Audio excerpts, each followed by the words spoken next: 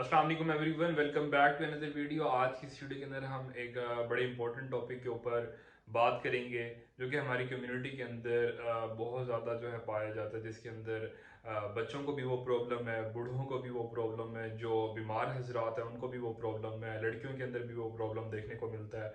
और इसके अलावा हमारे पास हर तरह के लोगों के अंदर ये प्रॉब्लम देखने को मिलता है। तो वो है लॉस ऑफ एपेटाइट या भूख ना लगना। अब इसके लिए हमारे पास एक खास टर्म यूज होती है जिसे हम कहते हैं एनोरेक्सिया, मेडिकल टर्मिनोलॉजी है। अब एक और हमारे पास टर्म यूज होती है एनोरेक्सिया नर्वोजा। अब वो जो है वो डिफरेंट चीज है। एनोरेक्सिया नर्वोजा का पहले हम बात कर लेते हैं, फिर जो है उसका आगे भी जिक्र आएगा, तो फिर आप लोग जो है उससे रिलेट कर सकते हैं।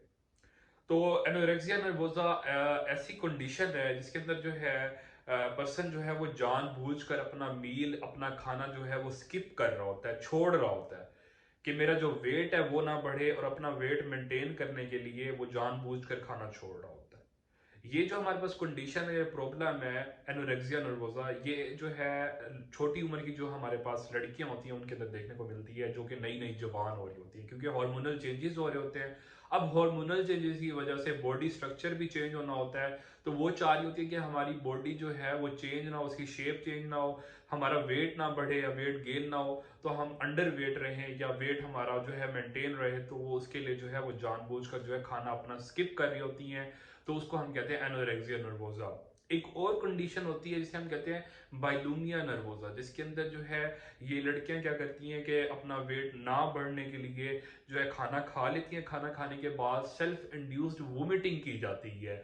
वॉशरूम के अंदर जाकर जो है वो कुछ ऐसी मेडिसिन लेती हैं जिसकी वजह से जो है वोमिटिंग इंड्यूस हो जाती है, उल्टी आना शुरू हो जाती है, और सारा का सारा जो खाना खाया होता है वो बाहर आ जाता है। एनोरेक्सिया नर्वोसा के अंदर या बाइलोमिया नर्वोसा के अंदर असल में आपको भूख लग रही होती है, आपका दिल कर रहा होता है खाना खाने का, लेकिन आप जानबूझकर जो है वो खाना स्किप कर रहे होते हैं, या उसके खाना खाने के बाद जो है सेल्फ इंड्यूस्ड वोमिटिंग कर लेते हैं। लेकिन लॉस ऑफ एपिटाइट जो है, एनोरेक्सिया जिसकी हमने बात की, भूख ना लगना, उसके अंदर जो है सिरे से ही भूख खत्म हो जाती है, आपको भूख ही नहीं लगती, आपका खाने में दिल नहीं लगता, आपको जो है खाना देखकर जो है वोमिटिंग या नोजिया फील होना शुरू हो जाता है। अगर आप दो निवाले खाने के खाते हैं तो आपको टेस्ट अच्छा नहीं लगता, या वैसा आपका जो है पेट भर जाता है। तो इस तरह की जो सिम्टम्स हैं वो देखने को मिलते हैं।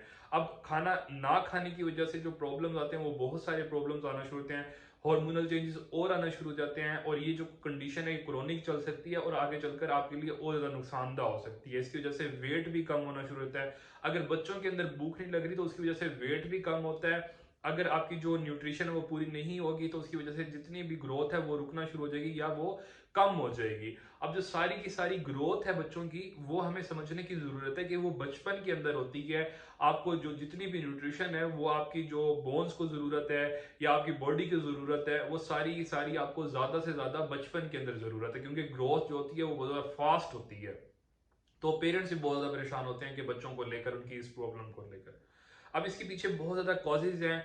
अब कॉजेज जो है वो हर पर्सन टू पर्सन वेरी करती हैं, मुख्तलिफ होती हैं, हर बंदे की अपनी एक अलग जो है परेशानी होती है इसको लेकर। अब हमारे पास कॉजेज के अंदर जो कॉजेज आती हैं वो हमारे पास पहली जो कॉज आती है वो जनरल जो है फिजिकल कॉज आती है, कि फिजिकली कोई बंदे के अंदर कोई प्रॉब्लम चल रहा है, उसकी वजह से आपको भूख नहीं लग रही, आपको जो है दांतों के अंदर दर्द है, आपको जिस्म में दर्द है, आपको कोई जो है और प्रॉब्लम चल रहा है, फिजिकली हार्मोनल इश्यूज हो गए, जैसे कि आपको थायराइड का इशू हो गया, या इसके अलावा आपको जो है इंसुलिन की कमी की वजह से डायबिटीज हुई हुई है तो उसके अंदर आपको भूख नहीं लग रही, या इसके अलावा फीमेल्स की हमने बात की एनोरेक्सिया नर्वोसा की, बाइलोमिया नर्वोसा की बात की, या इसके अलावा जो है जैसे कि सी सेशन हो जाती है, पीरियड्स की जो है पीरियड्स लेट होना शुरू हो जाते हैं, उसके साथ साथ भूख नहीं लग रही होती, पीरियड्स के दौरान भूख नहीं लग रही होती, या और जो है आपको थायराइड का इशू हो गया, और किडनी के जो हार्मोन्स हैं या और आपके जनरल हार्मोन्स हैं उनकी कमी या ज्यादती की वजह से आपको भूख नहीं लग रही, ये भी हो सकता है। उसको पूरी एवेल्युएशन की जरूरत है, पूरी उसकी जांच पड़ताल की जरूरत है, उसके बाद जो है आपको जो है उसके मुताबिक आपको ट्रीट किया जा सकता है। दूसरे नंबर पर हमारे पास जो वजह आती है बड़ी, वो आती है हमारे पास जी आपकी जो है कोई पीछे मेडिसिन चल रही है, पीछे जो है आपकी कोई मेडिकेशन चल रही है, दवाइयां चल रही हैं, जिसकी वजह से जो है आपको नोजिया या वोमिटिंग फील होती है या आपको भूख नहीं लगती, उन मेडिसिन की वजह से भी हो सकता है साइड इफेक्ट के तौर पे।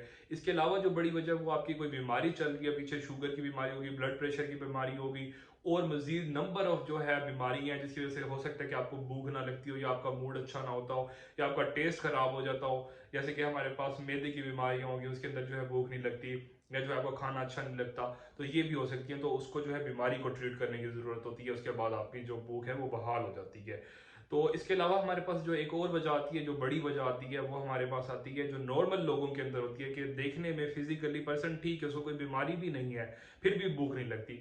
उसके अंदर हमारे पास एक और जो बड़ी वजह आती है, फिजिकल के साथ साथ हार्मोनल जो इश्यूज होते हैं, वो अपेरेंटली पर्सन ठीक लग रहा होता है, अंदर जो है वो हमारे पास खराबी होती है, अपेरेंटली हम कह रहे होते हैं पर्सन ठीक है, तो वो हार्मोनल भी आता है। इसके साथ साथ साइकोलॉजिकल या जो हमारे पास है मेंटल हेल्थ जो इश्यूज हैं वो चल रहे होते हैं, उसका जो है पता नहीं होता पर्सन को, पर्सन देखने में सही लग रहा होता है, लेकिन पीछे मेंटल हेल्थ इश्यूज चल रहे होते हैं, उसकी वजह से जो है वो अपना खाना जानबूझ के भी स्किप कर रहा होता है, या उसको भूख ही नहीं लग रही होती। जैसे कि आपको मेंटल हेल्थ इश्यूज के अंदर अगर हम बात करें, अगर आपको गुस्सा है, अगर आपको नाराजगी है, सैडनेस है, अगर आपको जो है उसकी वजह से अगर हम देखें तो हमें अगर गुस्सा आ जाए तो हमारा वैसे ही खाना खाने का दिल नहीं करता। तो इस तरह की जो सिचुएशंस होती हैं, मेंटल हेल्थ इश्यूज चल रहे हैं, आपको जो है डिप्रेशन है, एंग्जाइटी है, तो इस सूरत हाल के अंदर भी आपको जो भूख है वो नहीं लगती।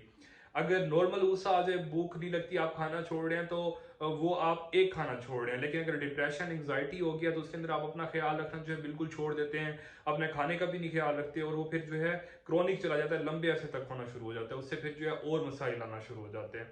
तो उनकी जो है एवेल्यूशन की ज़रूरत है। अब हमारे पास एक और जो वजह है, मैंने जैसे कि आपको बात की कि एनोरेक्सिया नर्वोसा की, कि उसके अंदर जो है बच्चियां जो होती हैं वो जानबूझकर खाना छोड़ रही होती हैं। अब इसके अंदर एक और जो है साइकोलॉजिकल मसला भी होता है, जिसकी जो है एवेल्युएशन की, जिसकी जानने की बड़ी ज़रूरत होती है, और वो हमें बज़ाहिर नज़र नहीं हो रहा होता। इसके अलावा बच्चों के अंदर भी मेंटल हेल्थ इश्यूज चल रहे होते हैं, पीछे हो सकता है उनके मूड स्विंग्स हो, उनके अंदर एंगर हो, किसी बात को लेकर कोई परेशानी चल रही हो सकता है। इसके अलावा जो बड़ी प्रॉब्लम होती है वो ये होती है कि उनके अंदर आप लोग जानबूझकर कोई हेल्थी डाइट देने की कोशिश कर रहे होते हैं अपनी तरफ से, और चाह रहे होते हैं कि वो अच्छा से अच्छा खाना खाए, और बच्चे का जो मूड होता है वो जो है खराब हो जाता है उस खाने को देखकर। तो आपने जानबूझकर जो है वो खाना नहीं देना जिसको वो अवॉइड करता है, जिसको जो है उसका खाने का दिल नहीं करता। आप दूध देते हैं, उसका दूध पीने का दिल नहीं करता, आप उसको अल्टरनेट कर सकते हैं, दूध की कोई चीज बनाकर दे सकते हैं, ठीक है। तो इस तरह से जो है चेंज करना होता है, ताकि खाना उसको अंदर जाकर लगे भी सही और वो शौक से खाए भी सही। तो इस तरह से इस चीज को मैनेज की जाती है। ये मैनेजमेंट के अंदर भी इसकी यही है कि आपने इसको इसी तरह से ही रिजॉल्व करना है कि टेस्टी खाना बनाकर देंगे, उसके मूड के मुताबिक खाना बनाकर देंगे, और इस तरह से आप इसको रिजॉल्व कर सकते हैं। अगर हम इलाज की बात करें, मैनेजमेंट की बात करें, तो आपने जो अगर मेडिसिन हैं जैसे हमने बात की तो उसको ठीक करेंगे, अगर कोई बीमारी चल रही है तो उसको ठीक करेंगे, अगर मेंटल हेल्थ इश्यूज चल रहे हैं तो आप उसको जानने की, पहचानने की कोशिश करें, उसके बाद उसका जो है ट्रीटमेंट चलेगा, ठीक है। अब बच्चों की बात की तो वो हमने देख लिया कि इसके अंदर आप कैसे मैनेज कर सकते हैं। अब हम उसके बाद जनरल जो टिप्स हैं उसके ऊपर भी जाएंगे। अगर आपके अंदर भूख नहीं लगती, जनरल टिप के अंदर जो पहली चीज है वो आप मल्टी वाइटामिन अपनी डाइट के अंदर ऐड कर सकते हैं, टैबलेट की फॉर्म के अंदर, खाने के जो है अपने खाने के दरमियान के अंदर। बड़े जो हमारे पास उम्र के हजरात हैं, बच्चों के लिए बच्चों का सिरप मिलता है, आप वो सिरप यूज कर सकते हैं। उससे उसकी वजह से क्या है कि बच्चों को भूख लगना शुरू हो जाती है, भूख का सिरप होता है, आप वो दे सकते हैं, या मल्टी वाइटामिन के सिरप होते हैं, आप वो दे सकते हैं। उसकी वजह से जो है उनको भूख भी लगेगी, उनकी न्यूट्रिशन भी पूरी होगी, उनकी हेल्थ भी अच्छी होगी, उनका वेट भी गेन होना शुरू हो जाएगा। इसके अलावा जो है आपको टिप नंबर 2 क्या है कि अपने जो स्लीप है वो प्रॉपर करनी है। आप जब प्रॉपर सोएंगे, 8 घंटे की नींद करेंगे, तो उसकी वजह से क्या होगा कि आपके जो हार्मोन्स हैं वो रिलीज होंगे, और सुबह आपको सही से भूख लगेगी। इसके अलावा आप क्या कर सकते हैं कि सुबह आपने उठने के बाद क्या करना है कि अपनी एक रूटीन बनानी है, आपको नाश्ता टाइम पे करना है, एक टाइम पे, दोपहर का खाना जो है उसी एक टाइम के ऊपर खाना है, और रात को जो है आप स्पेसिफिक टाइमिंग कर लें। टाइमिंग जो है आपने बहुत जरूरी है, जिस तरह से आपकी नींद का जो पैटर्न है वो खराब हो जाता है, आप जब नैप्स की सूरत में नींद लेना शुरू करते हैं, और उसके बाद जो है आपको बड़ी मुश्किल से जो है अपनी नींद ठीक करने के अंदर जो है उसको मैनेज करना पड़ता है। तो ये भी इसी तरह से एक दफा खराब हो जाता है खाने का पैटर्न, तो आपने उसको ठीक करना होता है, उसके बाद वो ठीक हो जाता है, ठीक है। तो आपने थोड़ा सा स्ट्रिक्ट मैनेजमेंट करनी है, अपने आप को थोड़ा सा स्ट्रिक्टली इसको जो है मैनेज करेंगे तो वो ठीक हो जाएगा, और आपका जो हेल्थ इशू है, जो वेट लॉस हो रहा है, वो भी ठीक होना शुरू हो जाएगा। अब आपको क्या करना है कि अब आपका जो मसला है वो ये होता है कि खाना जो है ज्यादा नहीं खाया जाता, तो आपने क्या करना है, थोड़ा थोड़ा खाना खाना है, पोर्शन में खाना खाना है। आप थोड़ा थोड़ा खाना खाएंगे, आप पहले एक रोटी खाना चाह रहे हैं तो आप उसको आधी कर दें, आधी रोटी खाएं, फिर उसके बाद आप स्नैक ले लें, कोई अच्छा स्नैक लें, फिर उसके बाद जो है आप उसको मतलब 3 खाने को 6 कर लें, 6 को जो है 8 कर लें, इस तरह से आप कर सकते हैं। तो आप पोर्शन के अंदर थोड़ा थोड़ा खाना खाएंगे, वो एट द एंड बहुत सारा हो जाएगा। तो आप इस तरह से खाने को अपनी जो क्वांटिटी है वो बढ़ा सकते हैं, थोड़ा थोड़ा डिवाइड करके।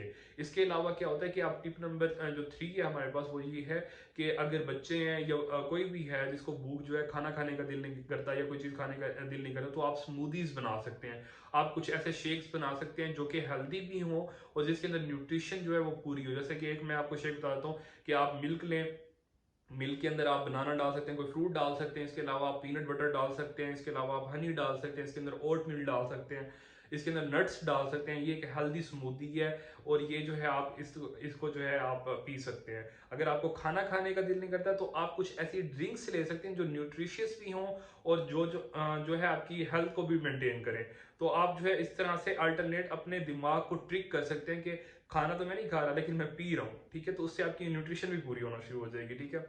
इसके अलावा हमारे पास आप क्या कर सकते हैं कि अपनी जो डाइट है उसके अंदर अपने कार्ब्स को बढ़ाएंगे, अपनी प्रोटीन को बढ़ाएंगे, सलाद वगैरह कम खाएंगे, उससे जो है आपका पेट भर जाता है। आप अपने खाने के अंदर पानी भी कम इस्तेमाल करेंगे, उससे आपका पेट भर जाता है। तो आप इस तरह से जो है मैनेज कर सकते हैं। प्रिजर्वेटिव वाला खाना छोड़ेंगे, आप बाहर वाला खाना थोड़े दिन के लिए छोड़ देंगे, फिर बेशक खाना शुरू कर दें। कुछ दिन के लिए जो है स्ट्रिक्ट मैनेजमेंट करें, उसके बाद आपके जो जब तक ठीक हो जाएगा उसके बाद आप जो है हर तरह से जैसे भी मर्जी जो है आप खाना शुरू कर दें। तो इंशाल्लाह आप लोगों को वीडियो जो है वो पसंद आई होगी। आप लोगों को मिलते हैं इंशाल्लाह नेक्स्ट वीडियो के अंदर, तब तक के लिए अल्लाह हाफिज। Thank you so much for watching my video. Video को जरूर लाइक कर दें, शेयर कर दें, चैनल को जरूर सब्सक्राइब कर दें और अपने दोस्तों के साथ और इधर उधर जरूर शेयर किया करें। Thank you so much.